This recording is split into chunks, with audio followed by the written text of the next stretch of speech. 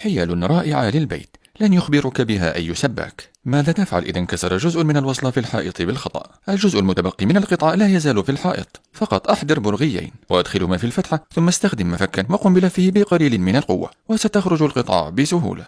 لف حبلا حول الصنبور وأدخل مفكا ثم لفه عكس عقارب الساعة لإزالة الصنبور. هذه الطريقة مفيدة جدا عند عدم توفر الأداة المناسبة.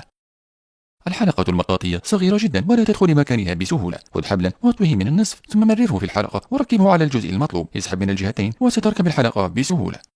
المفتاح صغير ولا يناسب قطر الماسورة. استخدم مفتاحين كما هو موضح في الفيديو لفكه بكل سهولة. المساحة ضيقة ولا يمكنك لف شريط التفلون. استخدم قلم الرصاص. لف شريط التفلون على القلم أولا ثم استخدم القلم للف الشريط بسهولة. احفر ثقبا في مفتاح الربط ثم أدخل فيه برغيا وثبت عليه صمولة. سيصبح مفتاحا قابلا للتعديل ويناسب جميع أحجام الصواميل المختلفة. إذا استفدت لا تنسى الإعجاب والمتابعة.